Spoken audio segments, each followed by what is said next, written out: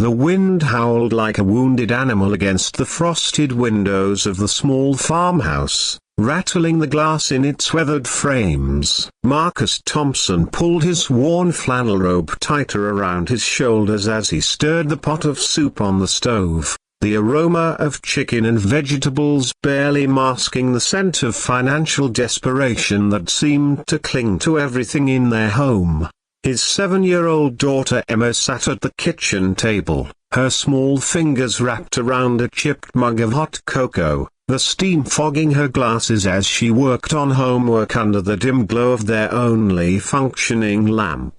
"Daddy, my teacher says the science fair projects are due next week," Emma said quietly, not looking up from her math worksheet. "She says we need materials." Marcus's heart clenched. He'd been dreading this conversation for weeks. Between the overdue mortgage payments, the broken heating system that left half the house cold, and the stack of medical bills from Emma's bout with pneumonia last winter, science fair supplies felt like an impossible luxury. He was already working double shifts at the auto repair shop and cleaning offices at night, but it never seemed to be enough. "We'll figure something out, sweetheart," he managed, his voice rougher than intended. "Maybe we can make something with things we already have around the house." The disappointment that flickered across Emma's face was like a knife to his chest. She was too young to understand their situation fully, but old enough to sense the weight of their struggles. Marcus had been raising her alone since his wife Sarah died in a car accident 3 years ago, and some days the responsibility felt crushing. He would have given anything to see Emma's eyes light up the way other kids did when they talked about their elaborate projects funded by parents who didn't have to choose between groceries and school supplies. A sharp knock at the front door interrupted his spiraling thoughts. Marcus frowned, glancing at the clock on the microwave. It was nearly 9 o'clock. And the blizzard that had been building all day was now a full-force storm. Who could possibly be out in this weather? The knocking came again, more urgent this time. Marcus wiped his hands on a dish towel and made his way to the front door, Emma trailing behind him with curious eyes. Through the frosted glass, he could make out the silhouette of a figure hunched against the wind. "Stay back, Em," he said gently, unlocking the door and pulling it open against the force of the storm. A woman stood on his porch, her dark hair whipping around her face, her expensive-looking coat dusted with snow. She was shivering violently, her lips tinged blue with cold. Her car, a sleek black sedan, was visible in his driveway, its hazard lights blinking weakly through the storm. "I'm so sorry to bother you," she said, her teeth chattering. "My car broke down, and my phone has no signal. I've been walking for 20 minutes trying to find help." Marcus didn't hesitate. Come in," he said, stepping aside and ushering her into the warmth of his modest home. "You must be freezing." The woman stepped inside gratefully, snow falling from her coat onto the worn welcome mat. Up close, Marcus could see she was probably in her mid-30s, with intelligent brown eyes and an air of sophistication that seemed out of place in his humble farmhouse. Her coat alone probably cost more than his monthly mortgage payment. "Emma, can you grab one of our clean towels from the bathroom?" Marcus asked his daughter, who was studying their unexpected guest with wide eyes. "Thank you so much," the woman said, accepting the towel Emma brought and dabbing at her wet hair. "I'm Victoria Chen." "Marcus Thompson," he replied, extending his hand. "And this is my daughter Emma." "Are you hurt? Do you need me to call someone?" Victoria shook her head. "Just cold and stranded. I was driving back from a business meeting upstate when the storm hit harder than expected. I thought I could make it to the highway, but," she gestured helplessly toward the door. "Well, you're not going anywhere in this weather," Marcus said firmly. "The roads are completely impassable. and it's supposed to snow until tomorrow afternoon. You'll have to stay the night. Victoria's eyes widened. Oh, I couldn't impose like that. I'm sure if I just wait a few hours, Mom, respectfully, you'll freeze to death out there. Marcus interrupted. I've got a couch you can use, and we've got plenty of soup.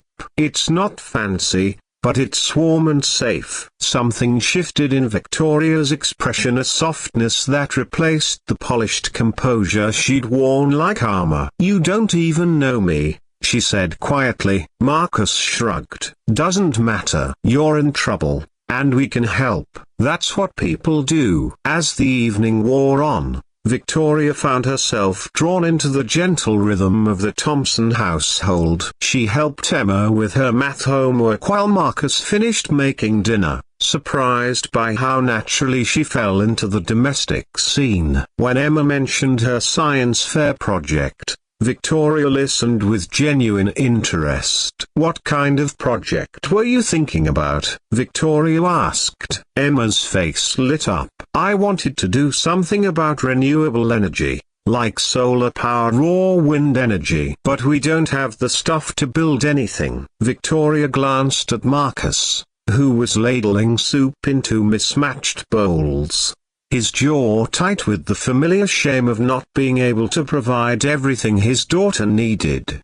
You know, Victoria said carefully, I bet we could figure out how to make something really cool with materials from around the house. Sometimes the best innovations come from working with limitations. For the next hour, Victoria found herself sketching out plans for a simple wind turbine using cardboard, coat hangers, and other household items. Emma was captivated, asking thoughtful questions that revealed a sharp scientific mind. Marcus watched from the kitchen, amazed by the way this stranger had brought such joy to his daughter's face. You're really good with kids, Marcus commented as he tucked Emma into bed later that evening. Victoria smiled, but there was something melancholy in her expression. I don't have children of my own, she said simply. Career always came first. They sat in comfortable silence by the fireplace afterward,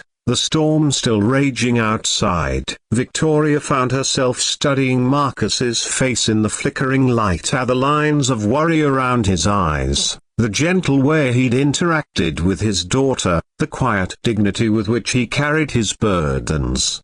Can I ask what you do for work?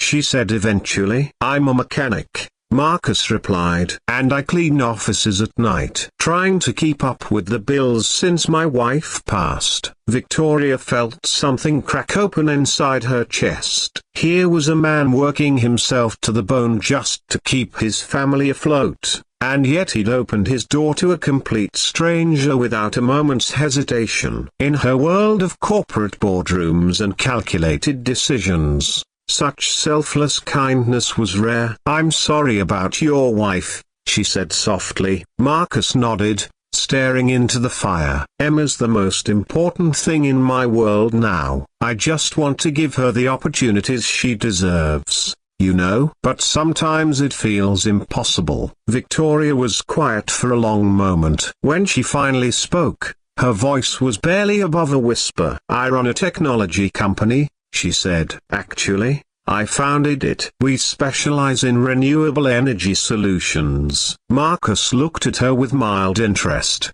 not understanding the significance of what she was telling him. The company is called Chen Industries, Victoria continued. You might have heard of it. Marcus's eyes widened as recognition dawned. Chen Industries was one of the largest tech companies in the world, their logo visible on everything from smartphones to electric car charging stations. Victoria Chen wasn't just any stranded traveler, she was one of the most powerful business leaders on the planet.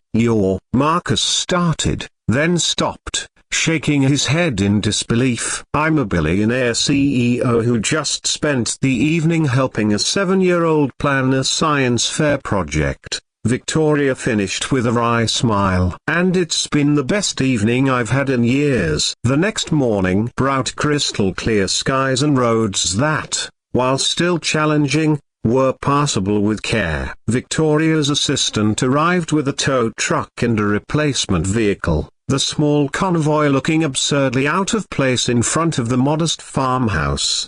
As Victoria prepared to leave, she knelt down to Emma's level. "I want you to know that you're going to do amazing things with your life," she said seriously. "And I hope you'll stay curious about the world." She handed Emma a business card, not one of her executive cards, but a simple one with just her name and personal phone number. "If you ever want to talk about science or engineering or anything at all, you call me, okay?" Emma nodded solemnly, clutching the card like a treasure. Victoria turned to Marcus, who was standing awkwardly by the door, clearly overwhelmed by the morning's revelations. "I want to offer you a job," she said simply. Marcus blinked. "What?" "I need someone to head up our new community outreach initiative. We're partnering with schools and community centers to promote STEM education in underserved areas. The pay is, well, it's enough that you won't have to work 2 jobs anymore." Marcus stared at her, his mouth opening and closing wordlessly. "But more than that," Victoria continued, "I need someone who understands what it means to put family first. Someone who knows that real innovation comes from ordinary people doing extraordinary things. Someone who opens their door to strangers in a storm." Tears welled up in Marcus's eyes. "I don't understand." "Why would you?"